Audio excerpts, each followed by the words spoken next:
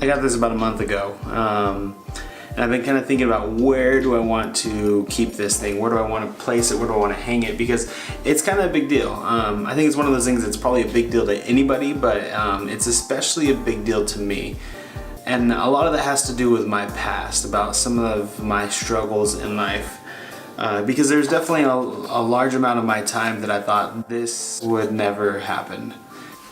So it was 1993. Things like the Animaniacs were out. Do you guys remember Two Stupid Dogs? Two Stupid Dogs! I don't know why I liked that show. So 1993, I was in the 2nd grade and I got diagnosed with dyslexia. And if you don't know what that means, it means basically I have a hard time with reading, with writing, with spelling. Basically all traditional schooling is going to be rough. 1997 that I ended up moving to Tulare, and that's really where a lot of my education boomed. I got to be under these two amazing ladies who worked really well with me. I think their names were Mrs. Reed and Mrs. Beck, and these ladies poured into me like no other. I just remember the fact that they grew in the 3 years that I was under their care and in their programs. I grew like 5, I think, reading levels. When I started, I was reading at like a 2nd grade level. When I ended, I was reading at like a 7th. That was my 8th grade year, and I was super excited that I was reading just like a year underneath like where I should have been, and I was really, really excited about that. So in that time period, I got tested again. It wasn't as intense. I just remember some old guy walked up and he was super old. He had a comb over, which I only remember because it was a windy day and it was kind of doing the flapping thing. Healthcare reform laws.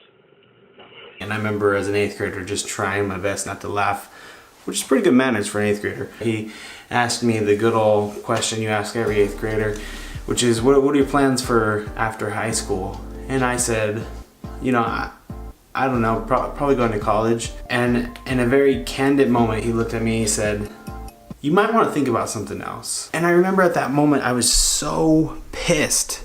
I was so angry because, not because he had any right to say anything. He didn't know my growth. He didn't know me. And so it was more the fact that he was speaking into something that was a great fear in my life at that point, at 8th grade. It was the fact that I wasn't good enough. I wasn't going to make it. I wasn't smart enough. And that everyone at that point had been lying to me and saying that I could make it. It was not until after high school, not until after I had gone through a lot of stuff, gone and seen the world a little bit, and kind of got some perspective on life, that I finally figured out there's going to be a lot of people who look down at your situation. They look at your past, they look at your history, they look at who you are and just make judgments on you.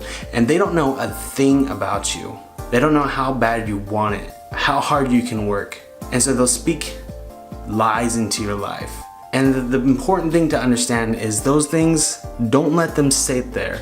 Don't let them eat at your heart. Don't let them go into your mind and just fester there. Instead, push those things aside. And that's what I had to do. In fact, when I went back to college, because I went and I dropped out, 2011.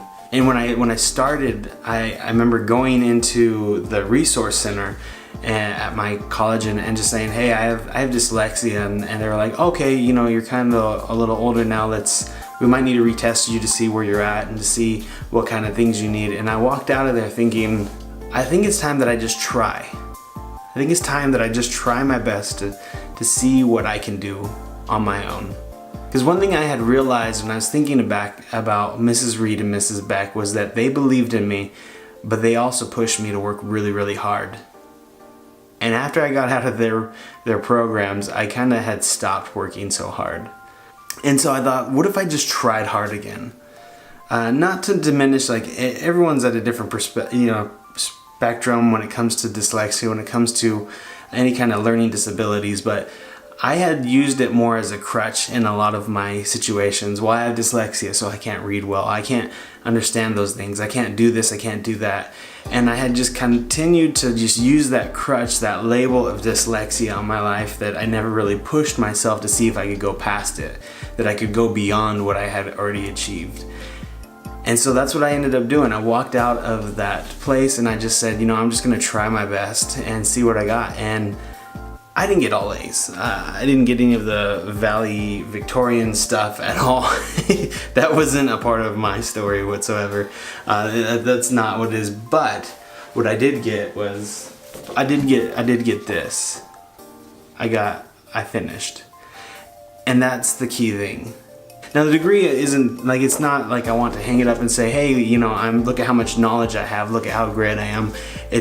To me, it's more like, look at, I finished. I said I would do it, and I did it. And to the guy who came and tested me and told me I couldn't do it, yeah, you're wrong. You're probably dead now. So I don't really want to talk bad about you, but he maybe was just bitter about knowing he was gonna die soon. The point of the story, the point of this whole thing, it's to share with you guys the fact that when you want something, when you set out to go after it. I guess this is a call to you guys to keep going after it.